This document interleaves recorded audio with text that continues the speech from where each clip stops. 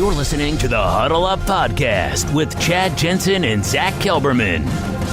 Join Broncos Country's deep divers at milehighhuddle.com and sound off. And now it's time to drop some knowledge.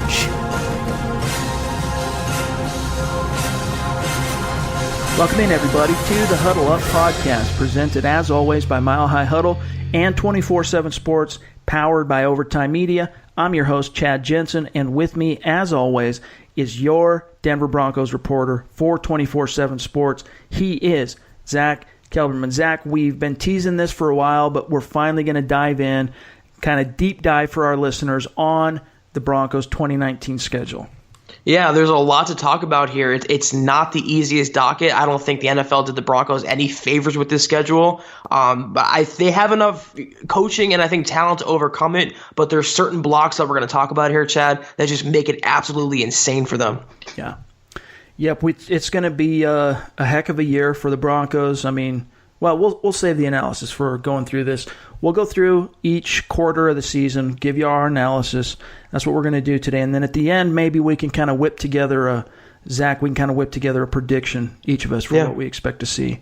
Now, the one caveat I think we should have our listeners understand, though, is that, this is before the draft. The Broncos could flood the roster with even more talent. Obviously, they're going to flood the roster, but depending on exactly which prospects Denver brings in on the rookie class, it could affect the schedule. And so naturally, we'll see what the product on the field looks like in training camp. We'll see what the product on the field looks like during the preseason.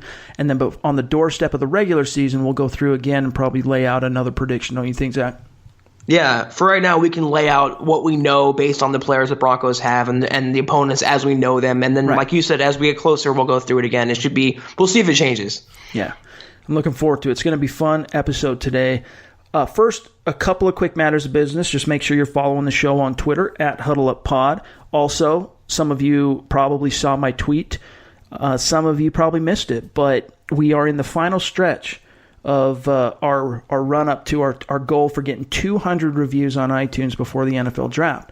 Now, we're sitting at around 150, and we realize that getting 50 reviews on iTunes between now and Thursday evening, it's a shot in the dark. It's still definitely achievable. We have the numbers. We have the listenership to achieve that. It's a matter of motivating everybody to get out there and do it. And I know we talk about this each and every episode.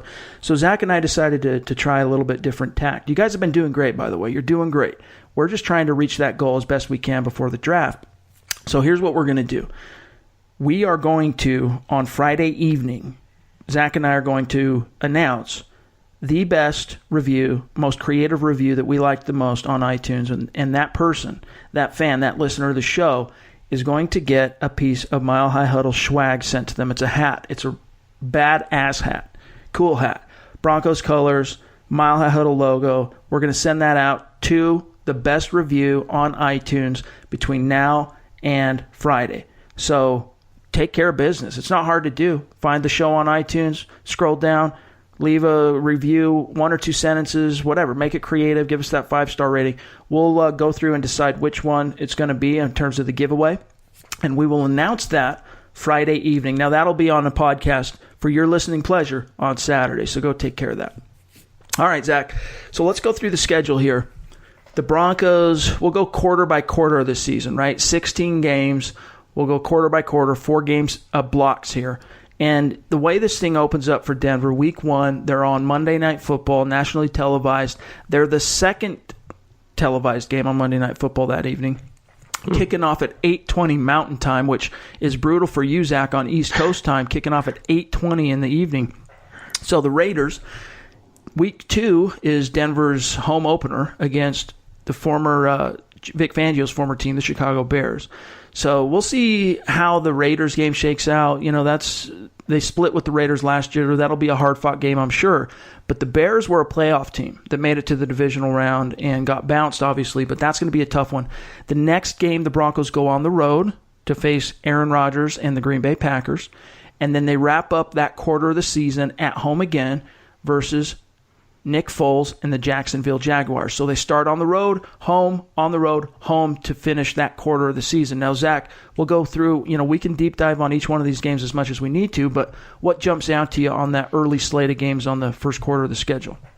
First of all, you're right. For the second time in 3 years, the Broncos got that second Monday night game, and covering it is a pain. Honestly, it is. It's going to be a late night. I'm not looking forward to that. But the Raiders are a much improved team, and even Vic Fangio talked about that. They picked up a lot of players this offseason. Still might get a Kyler Murray in the draft. They're going to be a tougher team than they were last year. So this matchup cannot be taken for granted.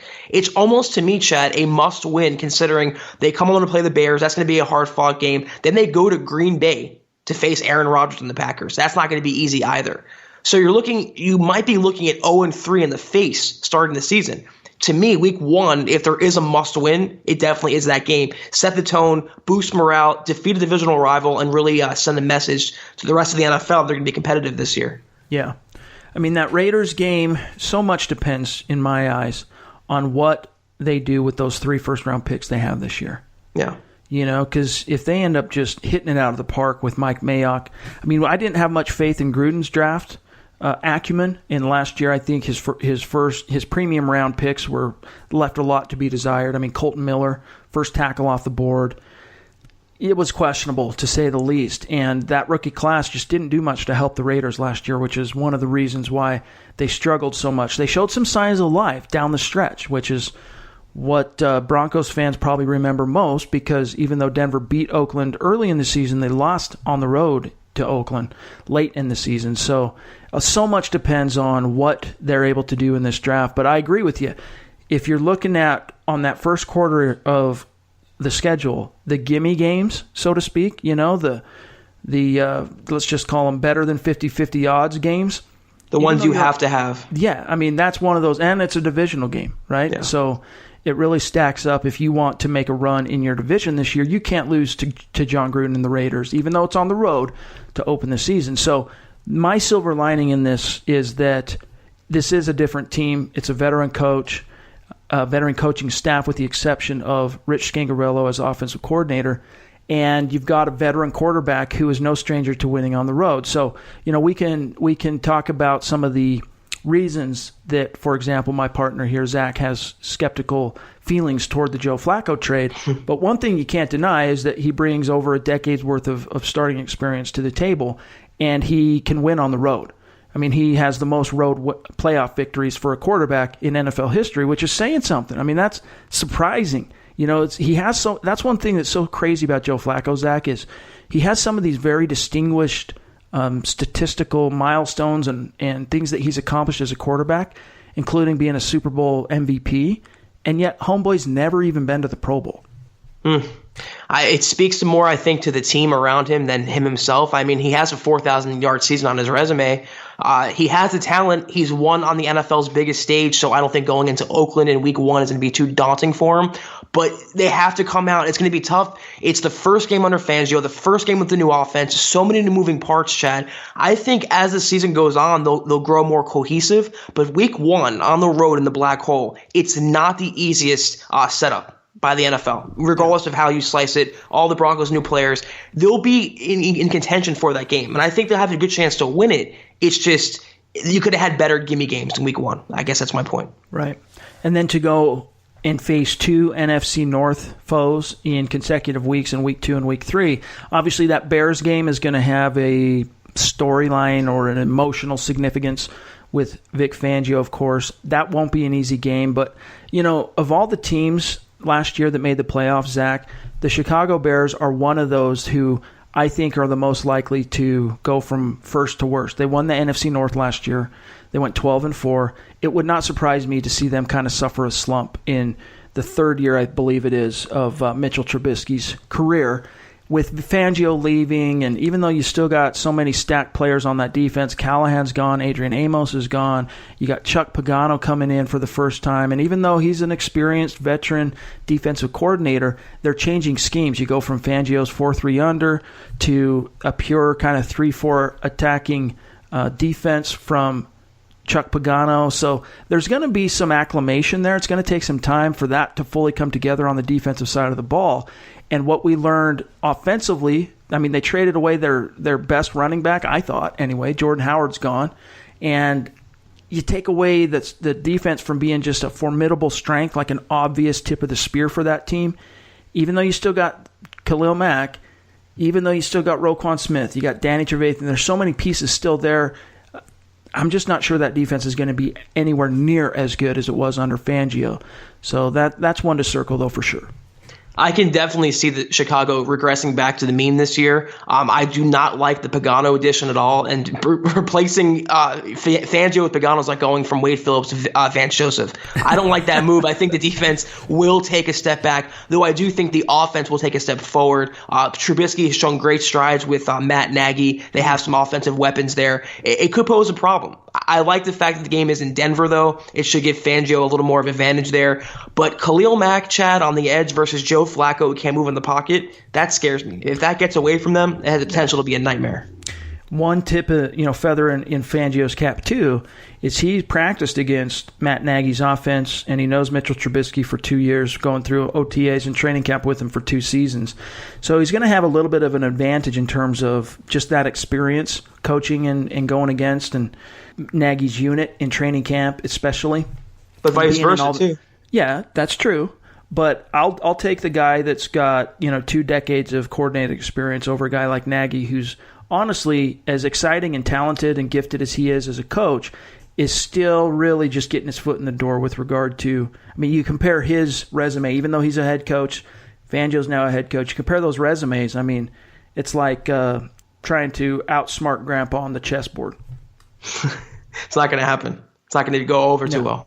Next, we have the Packers, Jaguars. Before we move on to the second quarter of the season, Zach, I mean, Aaron Rodgers, I try to bring Broncos fans back to, everyone thinks, oh, Aaron Rodgers, this is going to be a beatdown. Well, if you can think back to, I think it was week 7, it was basically Peyton Manning's last good game as a passer for the Denver Broncos in 2015 before his injury just took him out and he ended up missing all that time. But the Broncos just dominated the Packers, held Aaron Rodgers to his worst game as a pro. He was under 100 yards passing. He got beat up and just run roughshod over by DeMarcus Ware, Von Miller, and everybody. So it can be done. And that was with Wade Phillips, of course, manipulating the board, calling the signals through to Danny Trevathan and Brandon Marshall and those guys. It was a different unit.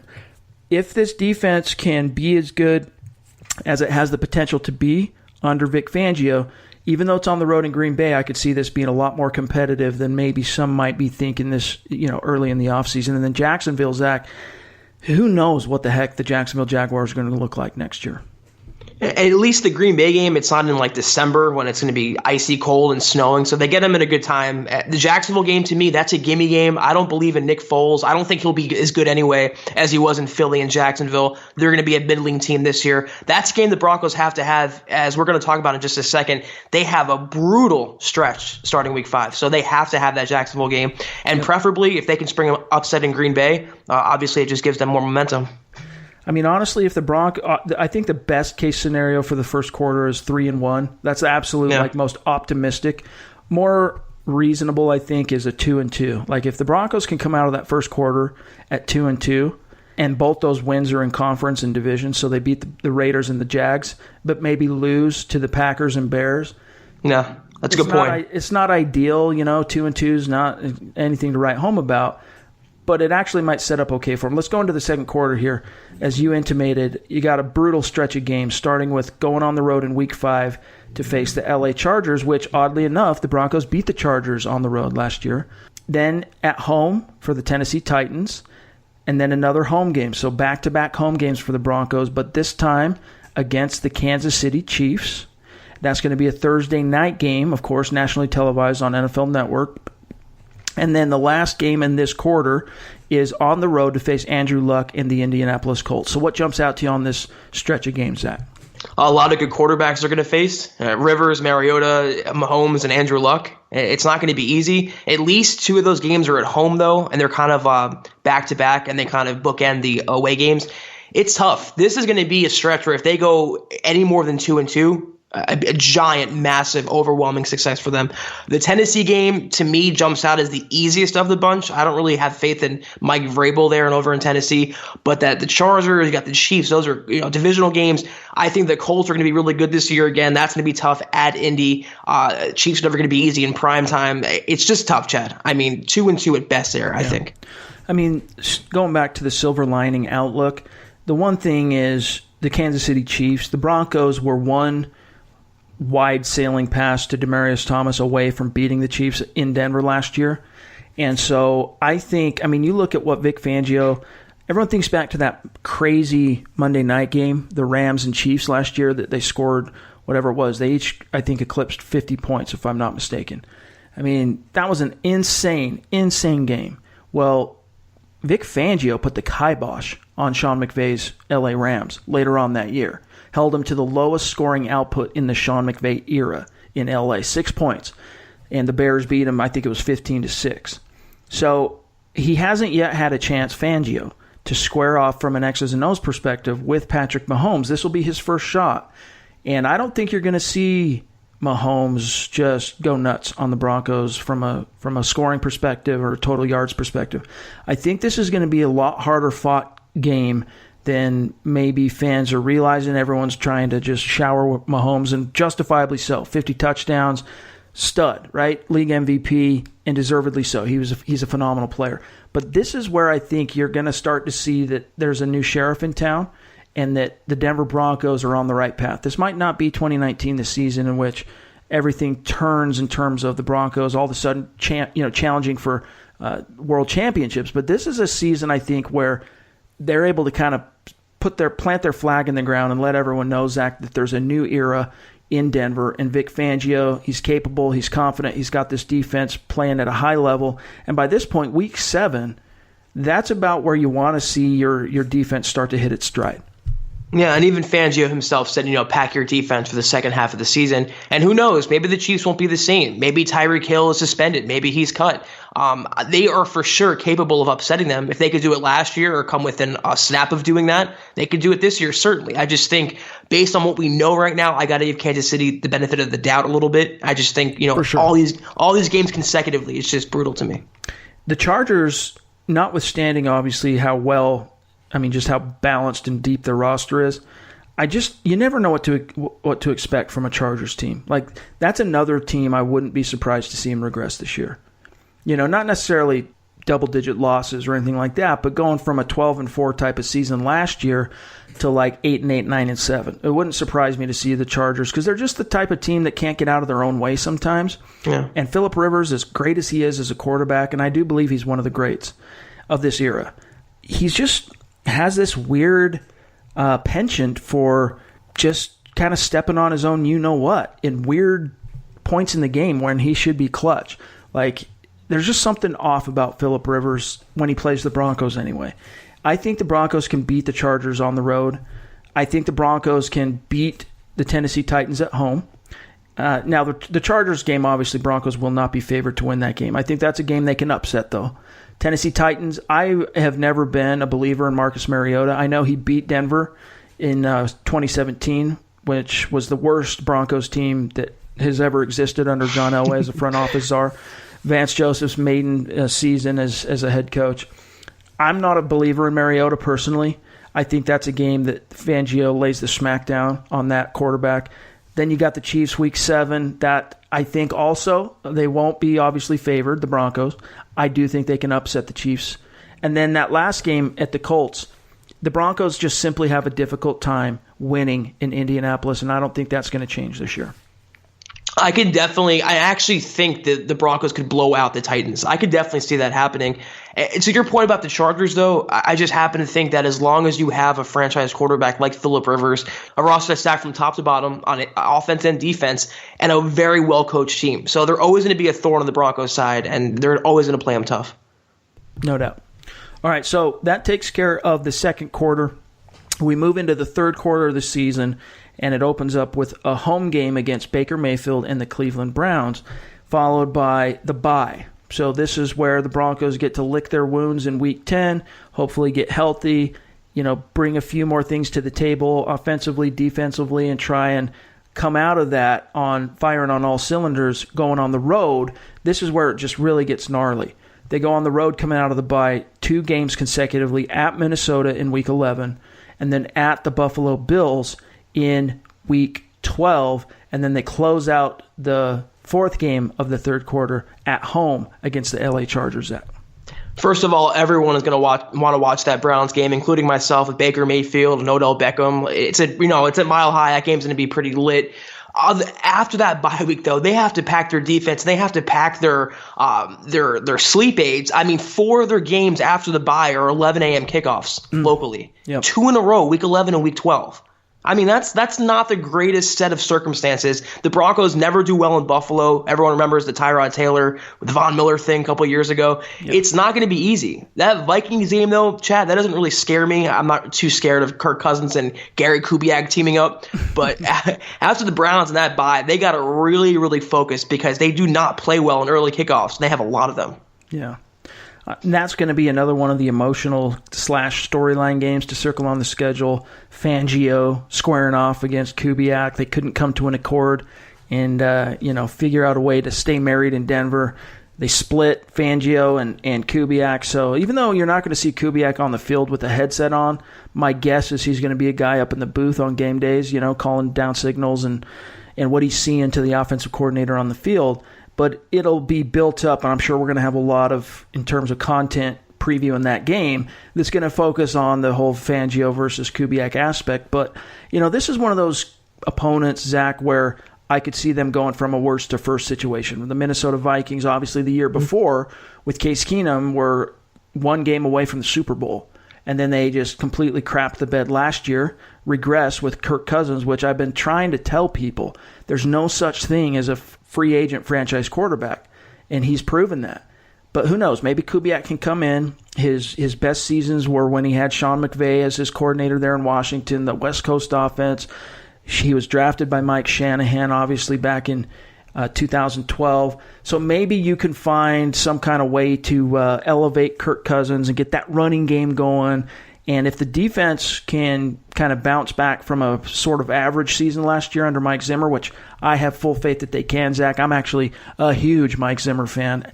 And that defense will probably play really well, one of the best coach units in the NFL. They still have the majority of their talent.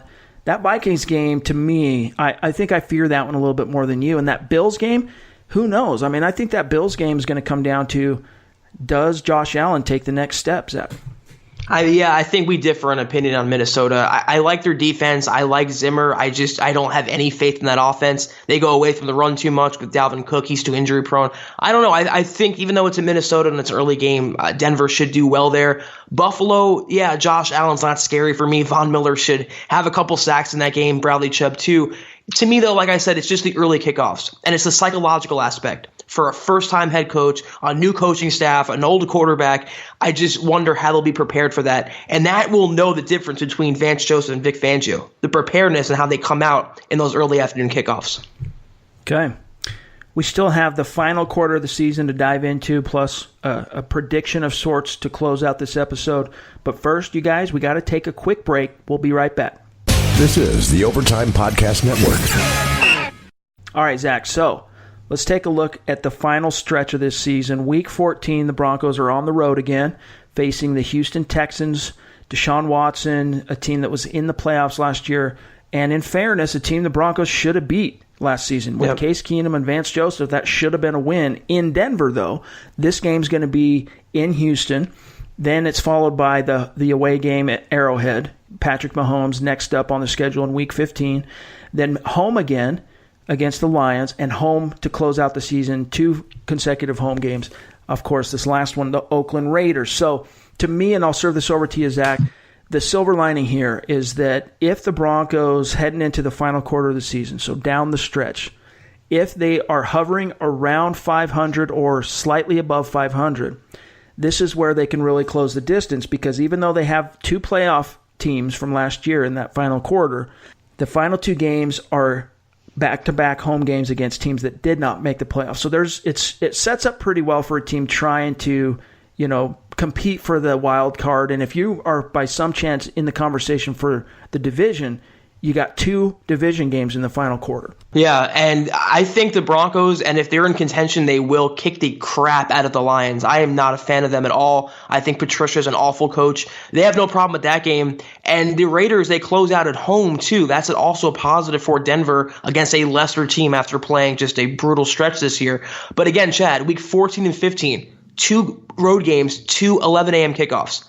I mean, this schedule is ridiculous. It's like the NFL purposely punished the Broncos for not playing well on early afternoon kickoffs. It's going to be tough. That Texans game, Deshaun Watson, that offense, Hopkins, it's not going to be easy. I think they can pull that out. Chiefs, I think they'll split this year, so if they win in the first matchup, they'll probably lose here. The Lions, I have them winning, and if they're on the fence, I see them beating the Raiders. So it lightens up, but will they be competitive by the time Week 16 rolls around? Right. We don't know. Joe Flacco, this is where, everyone wants to point to the defense, and Fangio's not wrong that, you come out of that bye and you go on the road 4 out of the next 5 games, and these are tough games too. I mean, Minnesota, Buffalo, I can understand skepticism there, but the other 2 against playoff teams, Houston and Kansas City. And Fangio said, that's where that quote came into play, where he said, look, you got to be able to pack your defense and go on the road late in the season. And the defense is certainly going to have to carry its fair share of the water. But this is where, if you were right, John Elway, about Joe Flacco, this is where that pays dividends. This is where a veteran quarterback takes what could be very questionable circumstances and, being the underdog in these road games, and suddenly you're in pitched battle with a chance to win and really advance your season and keep your season alive. This is where we find out, Zach, I think, whether or not the Broncos were right to go out on a limb, give up a 4th-round pick, and allocate nearly $20 million to pay Joe Flacco this year. Yeah, that's why they brought him in. They want to try to, at least in the short term, compete with Mahomes, compete with Derek Carr, compete with Rivers, and have their own quote-unquote franchise quarterback. I think they'll split, but this game, it all depends on what they do before. I mean, they can be double-digit losses by this point. They could be out of it. It just depends on the situation. Like I said, it lightens up toward the end. If they win that game, Chad, they can give them some momentum, and I would see them just running the table with the Lions and the Raiders. You never know. 9-7 wild card could happen. Okay, let's go through and let's do this. I'm going to go through each game here, and I'll keep a running tally on my end. Okay, but let's go through each game off the cuff. You tell me if it's a win or a loss, and I'll do the same, and then we'll tally it at the end. Schedule prediction for the Denver Broncos in 2019. All right, so let's roll this all the way back to week 1. The Broncos are going on the road to face the Raiders. Zach, I'm going to call this one a win for Denver. What do you got here? Yeah, I think they'll pull it out. I have faith in Fangio on the road. Okay. Week 2, the Denver Broncos home against the Chicago Bears. We get to see Vic Fangio face off against his former team. Who you got here? I have the Bears pulling this out. I think they're just more seasoned, and they'll weather the storm in Denver. Okay, I'm gonna take the Broncos here. Just because it's at home. If the Broncos were on the road to face the Bears, I would probably circle this one as a loss. Zach, you got it as a loss. Week 3, the Broncos go on the road, take on the Green Bay Packers. Who you got here? I'm taking the Packers. I think the offense is too much to overcome, and Flacco will keep them in the game, but a late interception does the Broncos in. I, too, have this one as a loss. We go to week 4 to close out the quarter. Home against the Jacksonville Jaguars. Who you got here? Win. Fairly easy win. Nice win. Me too. Broncos beat the Jaguars at home. Flacco versus Foles. Flacco emerges on top. And then week 5, the Broncos go on the road to face the Chargers, where they won last year. Who you got in this game? Yeah, I think they'll keep it going. I have the Broncos splitting with the Chargers, so I think they win this game. Okay, me too. I think the Broncos win this one. Week 6 at home against Mariota and the Tennessee Titans. Who you got? I have the Broncos in this game. Like I said, I think this could be a blowout and look, a 3-game winning streak, and look at the Broncos all of a sudden. Yeah, me too. Broncos are going to beat the Titans. Week 7, this is the first big test against Mahomes, except it's going to be in Denver, of course. Who you got? The Broncos will get a little too, they'll read their own press clippings. I have the Chiefs pulling this out. Okay. I'm just for the sake of keeping it 100, I'm going to call this a loss as well, though this is one of those games I won't be surprised if the Broncos win it. Now, we reserve the right, obviously. This is way early to change this, and I'm sure what takes place between week 1 and week 6 is going to inform our own, when we do the Mile High roundtables week to week next season, or this coming season, I should say. My opinion here could very well change, but in April, I got the Broncos losing to the Chiefs in week 7 at home as well. Week 8 on the road, Andrew Luck and the Colts. Who you got, Zach? Tough to pull it out there. I have the Broncos coming just short within a point or two on this game. Me as well. The Broncos traditionally have just simply struggled to beat Andrew Luck in his own house. I've got this as a loss. And then back home to face Baker Mayfield and the Browns. Last year, let us not forget, this game came down to the wire. The Browns, if I'm not mistaken, they won by a single point. Mm-hmm. I got the Browns losing this game. I think the Broncos will beat Baker Mayfield. I have the Broncos losing this game again. I think Baker's too much to overcome for them. Okay.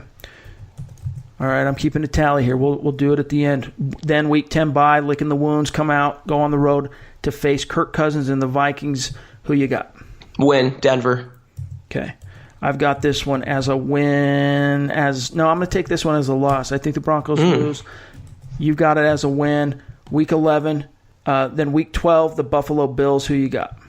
The Broncos. At Buffalo, excuse me. It's going to be tough for them, but as long as it doesn't flurry or blizzard, I have the Broncos in this game in a minor upset. Me as well. I think the Broncos are going to beat the Bills. And as you mentioned earlier, this is going to be a game the edge rushers just feast on Josh Allen. Okay, week 13, Broncos are home. You picked the Broncos to win in the away game earlier against the Chargers, as did I. Who you got in week 13 in Denver? I think they split, so I have the Chargers winning this game. Me too. And even though fans are going, well, if you're going to choose a split, why are you choosing the split to be on the road? I don't know. It's just the way it's worked out. Right, yeah. It's just a gut feeling right now. It's just a gut. So, all right, next the Broncos go on the road to face the Houston Texans. Who you got, Zach? I have the Broncos pulling this game out. I think they'll do enough to overcome that Texans offense. Okay, this is one that I just think the Broncos struggle on the road against a quality opponent. It's going to be a good defense, talented young quarterback. I'll take this one as a loss. Week 15, the Broncos go on the road to face the Kansas City Chiefs at Arrowhead. I've got this one as a loss. Zach, what do you got? I said the Broncos would split, but I have more faith right now. I know Broncos fans are going to roast me for this comment. I just have more faith right now in Kansas City. I have the Broncos coming up short in this game, so make it a... Yeah, I mean, I think it's fair to say, Zach, we feel like there's a good chance that they can split this year. Yeah, I'm trying to keep it realistic as much as possible on April 21st as it stands right now, All right, Zach, so then the Broncos, again, close out the season at home, 2 homestands back-to-back, one against the Lions, one against the Raiders. Who you got? The Lions won't be an issue. That's a win for Denver. I do have the Broncos going down in the finale. Like I said, they'll sweep. And 9-7 is my final prediction, Chad. They won't make the playoffs, but that's a 3-game improvement. That's a much-needed improvement and hope for the future for the Broncos fan base. Okay. I got the Broncos beating both the Lions and the Raiders at home.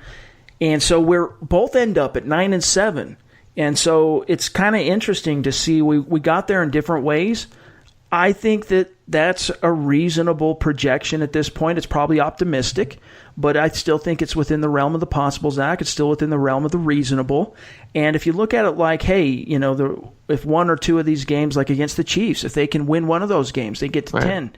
But at the same time, if they lose maybe to the Bills, or there's ways that this thing could go off the rails as well. But I think it's a pretty fair projection at this point, and even though it might be tipping the scales on the side of optimism a little bit, 9-7, that would be a huge improvement. Like 2 games over, or 3 games over the previous win totals.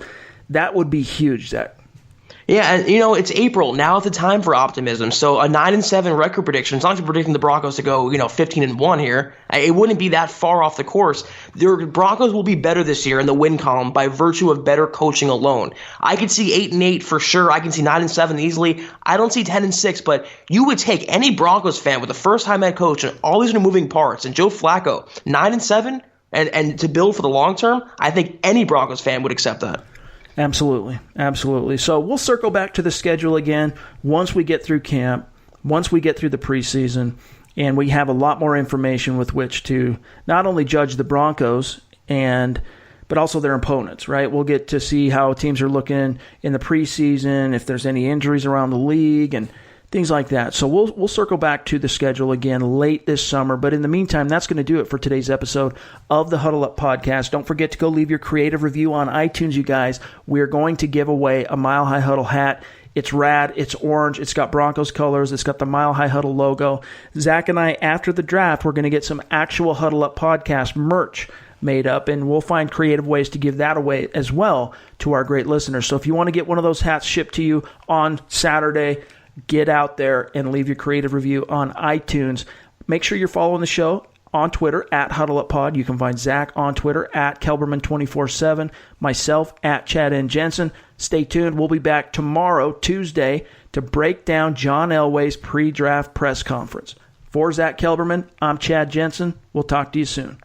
You've been listening to the Huddle Up Podcast. Join Broncos Country's deep divers at milehighhuddle.com to keep the conversation going.